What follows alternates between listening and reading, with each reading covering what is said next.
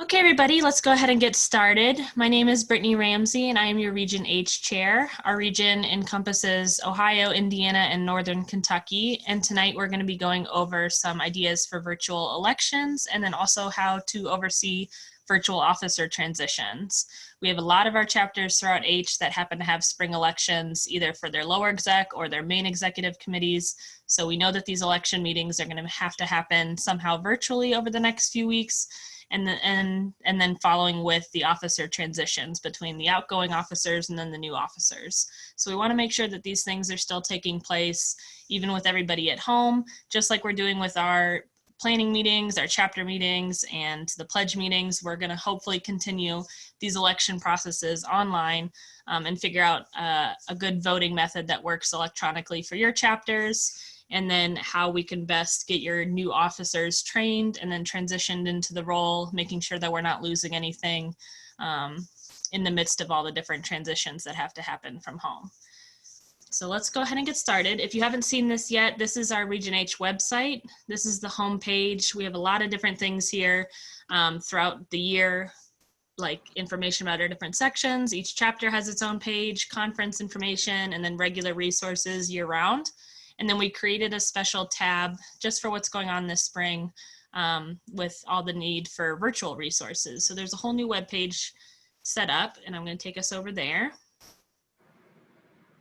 And as you can see, I broke it down into categories. So there's a lot of different resources for leadership, fellowship, service, membership committees, finance, and then some miscellaneous items. We have some PowerPoint templates for meetings set up, different virtual meeting hosts. We're using Zoom tonight, and then there's links to previous webinars. So just like tonight's, this will serve as a resource for other people who weren't able to join live.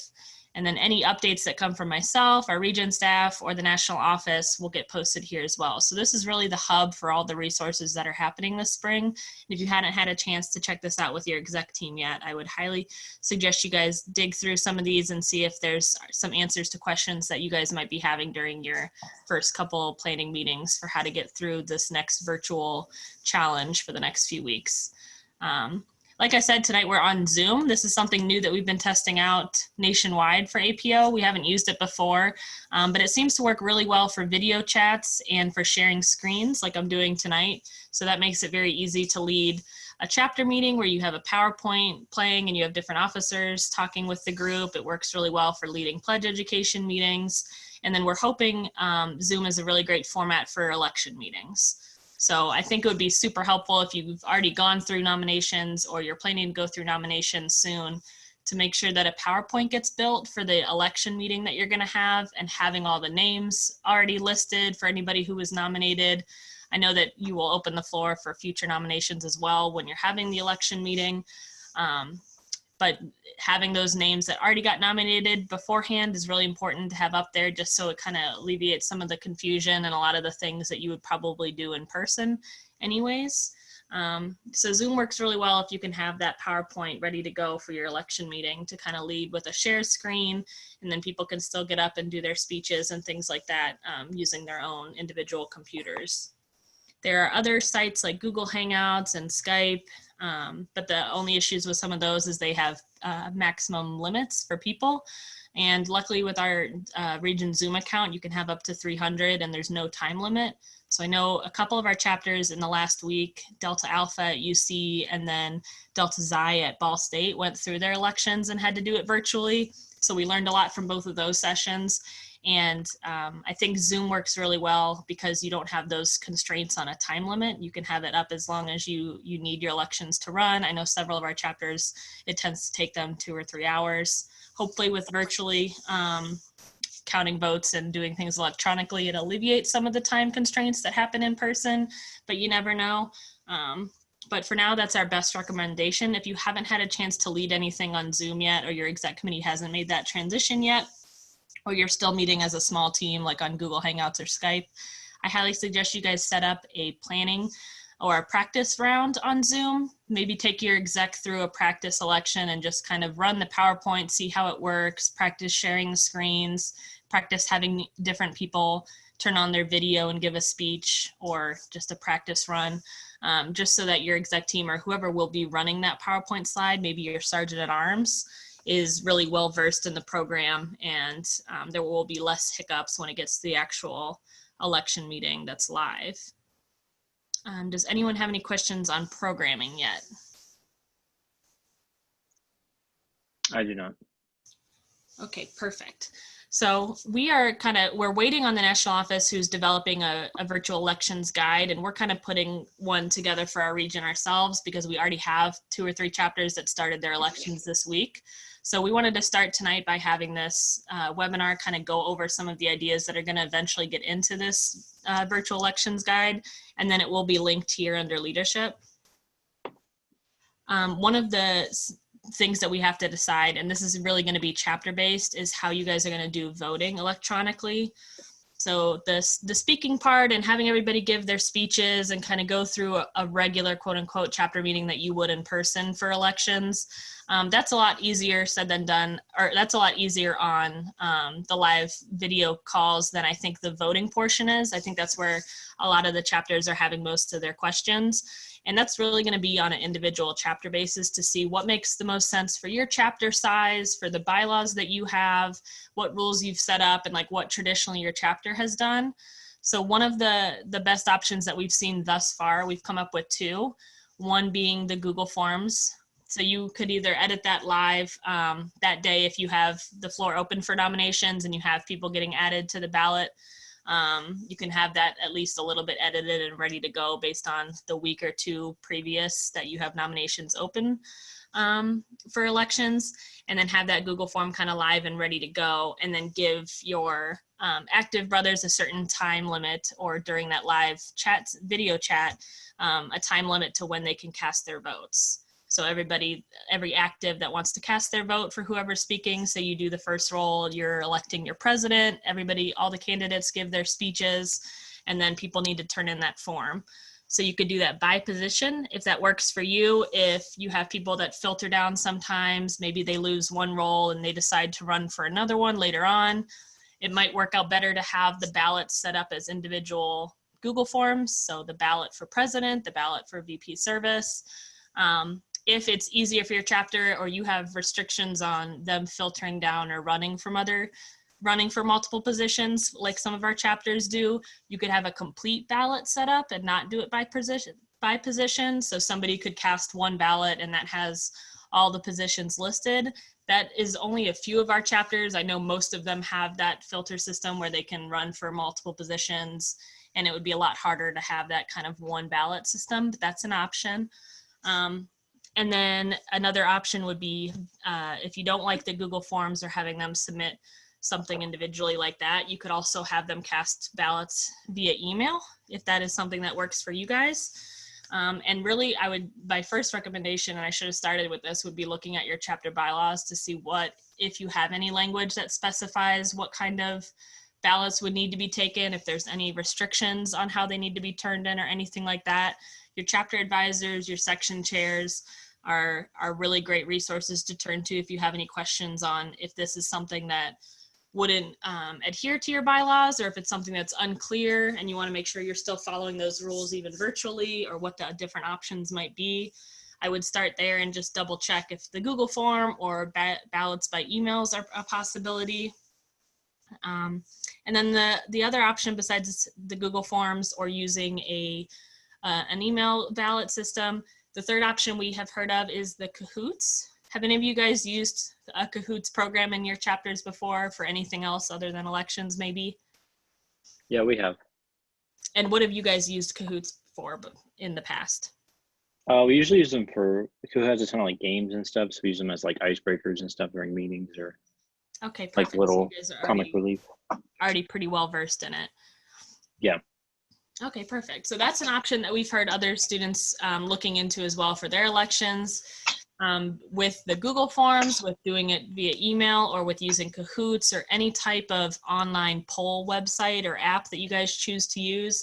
The only thing that I strongly want to remind you guys is to limit who is seeing the results, just like you would do in an in-person elections meeting.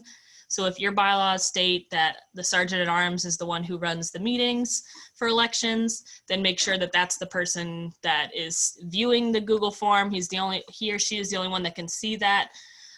Those results coming in, they can only be the ones on that email response, or the Kahoots owner of the page who is seeing those results getting turned in, just so the whole entire chapter isn't seeing the tally of votes. So that's something you obviously get to avoid when you're in person and you're taking paper ballots, which is pretty typical, or you have different Scantrons or things like that. We just want to make sure that those results aren't being publicly dispersed to everybody. So I know when UC went through their elections a week or so ago, they set up like one-time dummy Gmail account to open this Google Drive or Google form and send to everybody. And just the sergeant at arms and the advisor had access to that. So they could see the ballots coming in. They could figure out who was winning each position as they went through the different elections.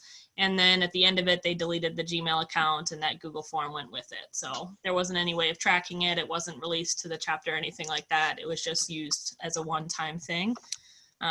I would suggest the same thing with an email. Instead of using a student's personal email address, just set up a one-time Gmail account. It's really easy to do. It's free. And then you can give people the password who needs to oversee it. So it's always great to have an advisor on there if possible. Your sergeant at arms or whoever typically runs your election meeting. Does anyone have any questions on that? I do not. Okay, perfect. So those are the three options we've got. Those will probably be the three that are in the guide, and maybe we'll find some other websites just like Kahoots that are different, like poll counting systems. If you find different websites that have like by cell phone numbers, people can dial in and like text in a vote or things like that. That can always be a great option too. Just along with the concern of making sure it's a secret election, you also want to make sure that you're counting like one ballot per person. Just to keep all the elections fair and equal to everybody. So make sure you do that kind of research. And if you have any questions or you find a brand new website, something like Kahoots that takes polls from cell phones or apps or something like that, and you're not sure like what any of the issues might be with it, just bring it up with a chapter advisor or a section chair, and they should be able to look it over with you and just figure out if there's any issues or how to avoid anything becoming public where it shouldn't or something like that. I know that there's like there's limitless options out there online to do polling and things like that. So everything is going to be different, and you'll just have to take a look at it and see what the holes might be. Did any of you have a question? I did have something to say. I know there's one app I used in class before. It's called Poll Everywhere. And I know it links through people's phone numbers, and then you can delete the poll afterwards. Yeah, that sounds great. So I think that one's pretty anonymous, which is nice. Yeah, Poll Everywhere. Okay. Yeah. I'm gonna write that down. Yeah, I would suggest checking that one out too. And I'm sure as we do more research and a lot more chapters start to go through this process of getting ready for their elections, I'm sure we'll find even more websites that are out there, or phone apps that people can use. I think it's nice if people do it through phone numbers, because then you know like it's one person per vote. They're using their phone number to cast in their vote. It's not like they can do multiple tallies at the same time. So that's typically a safeguard if that's how it works. Okay, so those are the different methods for voting. One of the things I wanted to cover for the video chat portion of it, if you're leading the live election meeting over something like Zoom and you have people giving their speeches live, if your bylaws or your process typically includes a Q&A, one of the tips might be having active brothers submit questions before the election meeting. So if there's just some standard questions they would like all the candidates to answer, those can be things as simple as, what APO experience do you have that's going to benefit this role? Or do you have the time commitment available for what this role might require next semester? Or what is your biggest goal or idea or change that you would like to see in this program that you're running to oversee? If there's like big general questions like that your actives or maybe your exec team want to agree on and have ready to go, you could have those posted to candidates beforehand and maybe have them write in a few sentences and kind of send that information out early. You could have them ready to go with those questions after the speeches are done and they can give live answers.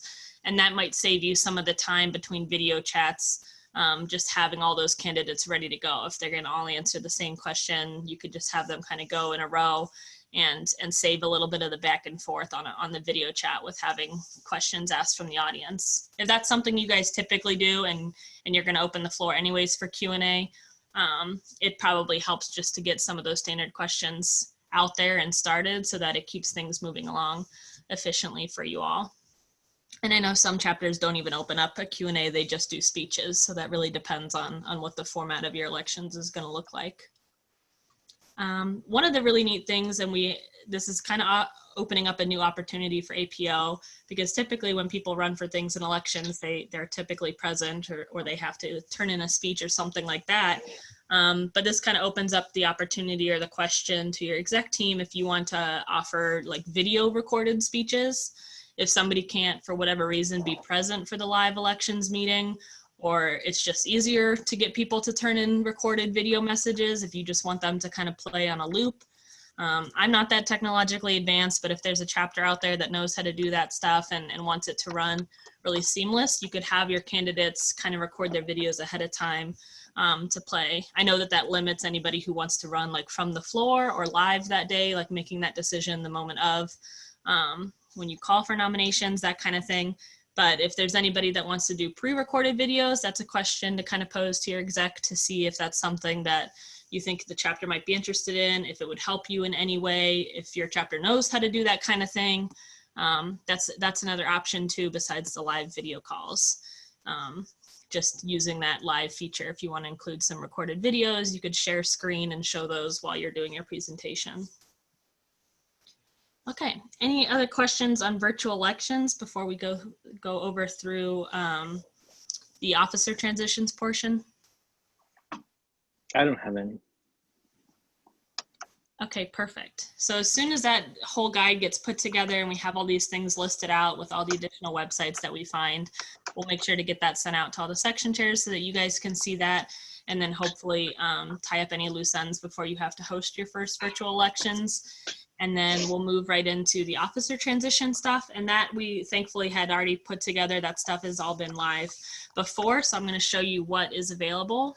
We have the APO Impact Officer Transitions Guide linked here under leadership.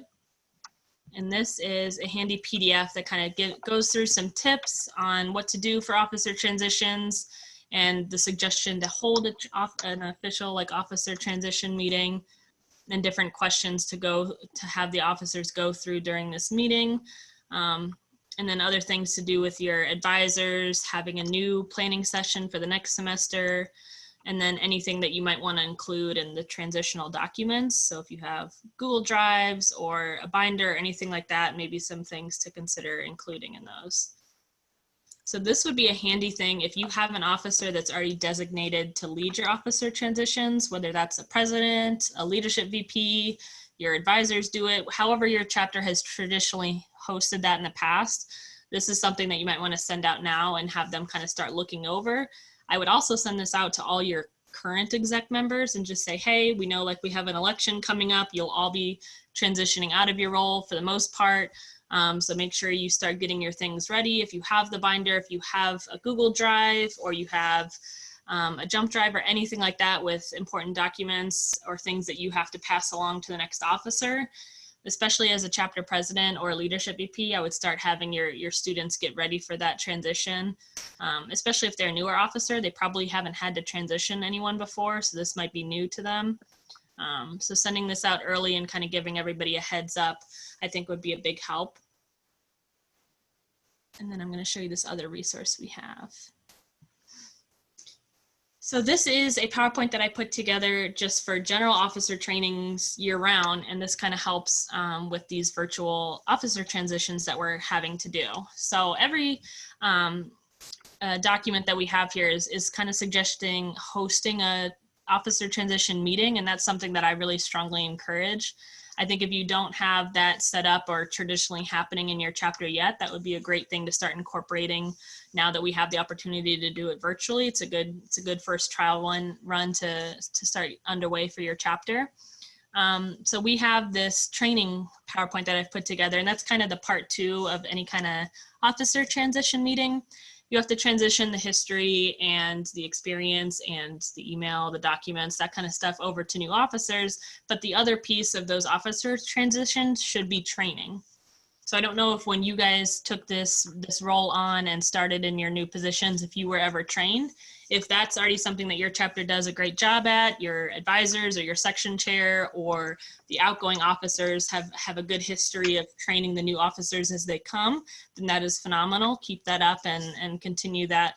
If you don't have that process yet, this is something to look at including in your officer transition program or meeting, however you host it in your chapter, making sure that you're getting those new officers some type of training before they take on all these roles and hit the ground running over the summer while we're all like working from home. This goes over, there's a few slides just briefly with some tips for the officer transitions. This is something that you could go over with your current exec and say, hey, this is what we're getting ready to do. Make sure we're all prepared for this for the new officers. And then this is something to show everybody once they're elected, when you have your new group of the future exec, to say, hey, this is what the officer transition meeting is going to be like. These are some tips. This is what you should expect from the outgoing officer.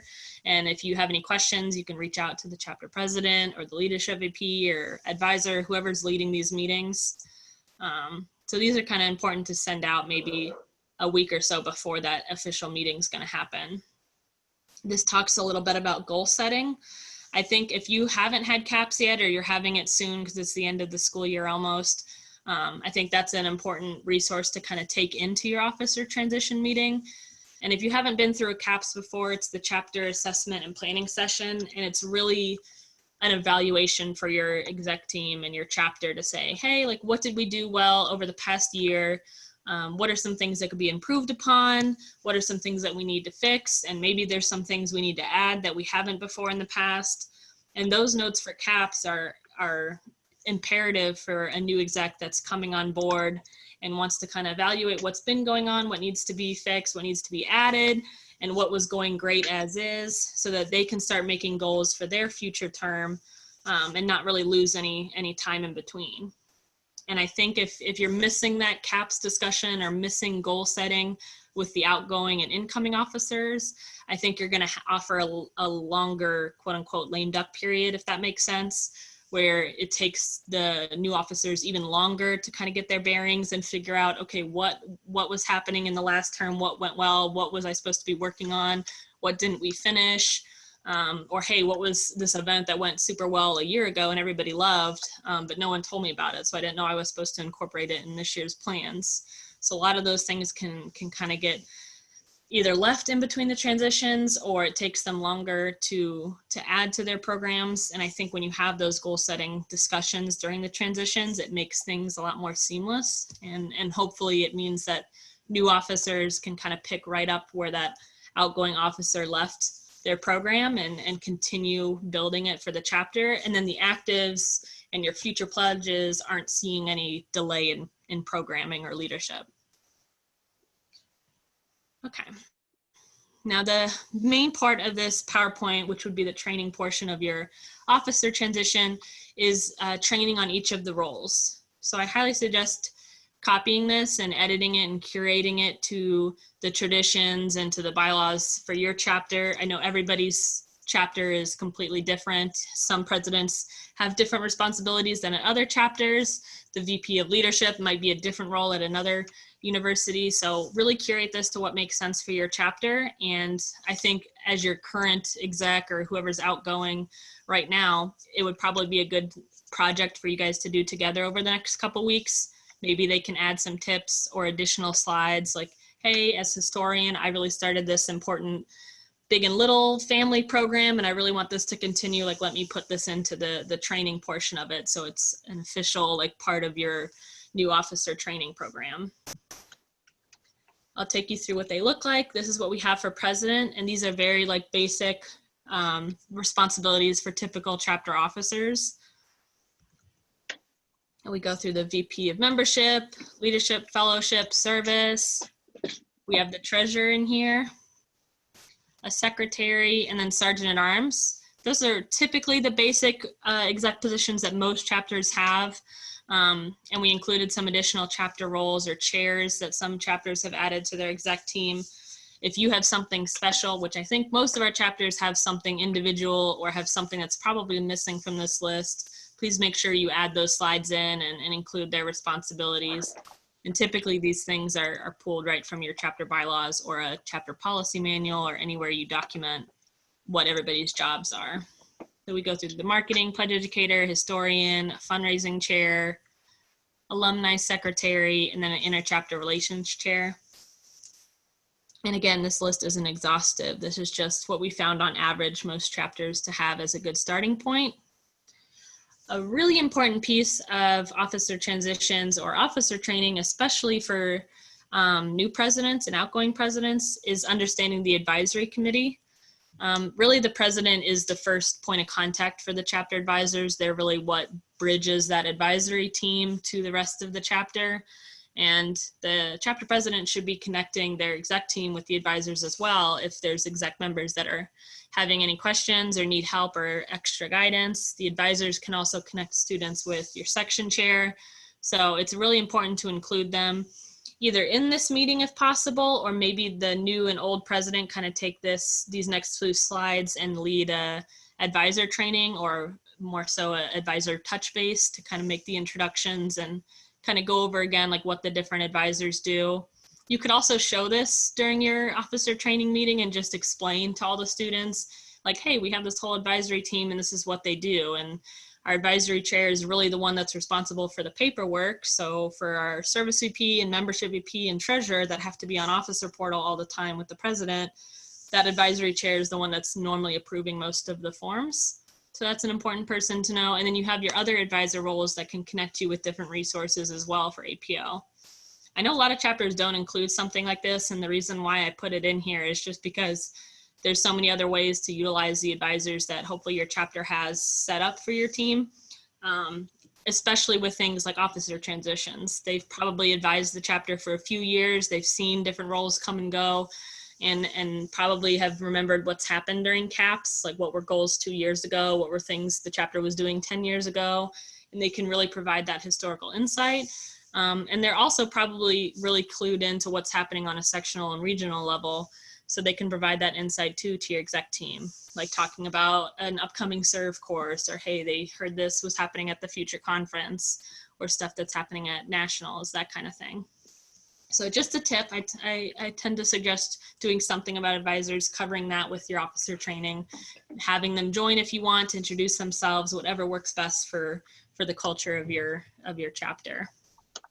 And at the end, I put some resources just generally for chapter officers. So this is something great to include at the end to let all the new officers know that, hey, you have all these resources on your campus. You can reach out to advisors, the outgoing officers, people that are currently serving with them.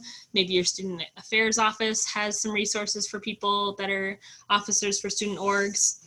And then you have your section and region resources that are more specific to APO. You have your local section chair and their staff. Then you have myself and our region staff. You have this whole region H website that we went over, especially if you've got a position like inter-chapter relations and they need to find contact info for other chapters. That's where these section and region resources can really come in handy. And then for national wise, we have the APO impact guides. A lot of those are back here on the virtual resources tab. You see all the different officer guides. One of the biggest tips I have when you have your elections complete and you know who the new officers are, one of the biggest tips I can give you, besides sending out some of these instructions or the officer transition guide early, is sending their new officer guides to them and say, hey, like, look this over before we go through the officer transitions. It can give you a good overview of what the role is, and then they can come ready to that officer transitions meeting with specific questions for maybe the person who's leaving the role, or for the rest of the group, or maybe it sparks an idea for the new exec team they want to bring up. Right now they have the chapter president, the membership VP, pledge educator, secretary, the treasurer, and then the service VP guides completed. I know that the national office is still working on the leadership VP guide and then the fellowship VP guide as well. And then for some of those other positions we've mentioned, like a marketing chair or fundraising, I know that those will come probably later down the line. But that is another a good tip that I give everybody, just as a good starting point, so that when you have that officer transitions discussion, you can have the opportunity for meaningful questions when people have had a chance to kind of dig into what those resources or role responsibilities might be. There are also a bunch of APO Impact webinars, and those are really easy to access on the APO app, which you can download for free on either your iPhone or any other smartphone. And you can watch them at any time. So just like this webinar is going to be recorded and people can watch it later on at their leisure, that is the same thing for the APO Impact webinars. You can really log on and watch, start, stop, and pause at your convenience. And it's a really great way to get some of those additional officer training resources underway for some of your officers. Next, we have conferences. I know that that is one of the things that I'm a huge fan of and a huge proponent for getting officer training completed. I think it's the best opportunity we have in our fraternity for officers to really experience their role on a level outside of their chapter, hear from fellow officers in the same role at universities all across the country, and they'll hear ideas for things that they could be doing for their programs, ways to grow it, things that maybe a chapter tried that didn't work out, but it might work really well for their campus and that kind of thing. And then also just networking and making those connections. So I remember being a student and as a fellowship VP, I would make a lot of friends with people that were also fellowship VPs from campuses all across the state. And it was really nice to be able to reach out to them and get their insight and their feedback on their events and get some ideas. And then also really just connect our chapters, because one of our huge Region H goals is to build inter-chapter relations. And I think getting that experience at the conferences, when we're all able to be back on campuses this fall, is going to be important so that we can continue to connect and train these new officers. There's also Officer Portal. That's the site that a lot of our officers use to turn in forms for APO. There's also a library module. If you look on the left-hand side after you log in, you can click on library and it has a lot of PDFs of resources, most of which are copied over onto our region site for resources. But you can access them there as well really easily, and it'll give some of your officers, especially probably the treasurer, some really important documents that will stay there permanently. So even if somebody loses a Google Drive or a binder, that Officer Portal group of resources and the Region H website group of resources, that stuff kind of remains constant, so you don't have to worry about it getting lost in the shuffle. And then I mentioned the app already. There's a lot of resources on there and links to these guides and link to OP and the website as well. So that is the training, officer training PowerPoint. My biggest recommendation is to save a copy of this, edit it, add slides, add information, and really curate it to make sense for your chapter, and then start leading this after every election. So have the transition happen, whether you do that one-on-one, you have each outgoing officer transition all their materials and explanations or history over to the new officers, but then have this officer training session with everybody. It would be really great if you could have your outgoing exec kind of lead it and explain it as you go along. So the outgoing leadership VP can really explain what they were doing. The outgoing president can explain what their role was. Maybe some things that aren't written down anywhere, but you always remembered to do. Those are really important things to kind of write down somewhere so that it doesn't get lost in transition. And then your new exec team can be fully ready to go. The next biggest step after transition happens with the transition meeting or the training, however you decide to host this and kind of make it your own, is making sure you have the new exec team at least meet once, and you'll have to do it virtually this semester, but just meet and kind of have that first meeting underway before summer starts. And if you can continue communicating virtually over the summer, that's even more great for whoever your new exec team is going to be, because it will set the new exec team up better for the fall. Hopefully you can hit the ground running with recruitment and things. There's no delay once you get back to campus. Everybody's ready to go and already had their plans completed and dates picked out over the summer. But really making sure you have at least that one planning meeting with the exec team to get everybody united and organized, maybe come up with a communication plan when you're going to meet in the fall, that kind of thing, and have everybody ready and kind of organized together, I think is good for not only the camaraderie of the new exec team, but also for the president, just to get their feet wet and make sure that they've got the exec team organized the way that they plan to have it led for the next year or the next semester, whatever the term might be. Does anyone have any questions on officer transitions or how to do this virtually? I do not. Okay. So that is basically everything that we have right now curated for officer transitions. Those are all listed here under leadership. As soon as we get that elections guide out with more specifics on how to do the electronic voting or the virtual election meeting itself, that will be linked here. And most of it we went over tonight. I think the next best step is kind of taking all this information back to your chapters and figuring out what's going to make the most sense for your exec team and what makes the most sense for your chapter size. Every chapter is going to look a little bit differently. Do either of you have any questions on the next steps, or do you feel pretty confident taking this back to your exec and making a game plan for your elections? I feel pretty good. I've learned a lot. So.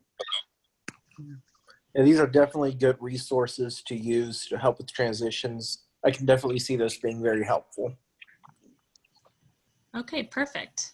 Well, I appreciate you both joining us tonight. And then if your chapter has any questions, you both are from the same section, and I know your section chair is really on it with sending out the resources and giving you guys a lot of information. So if you have any extra questions, reach out to Sabrina, and I'm sure she'll be able to help you through this as you guys get the elections meeting set up virtually and figure out how to transition your new officers.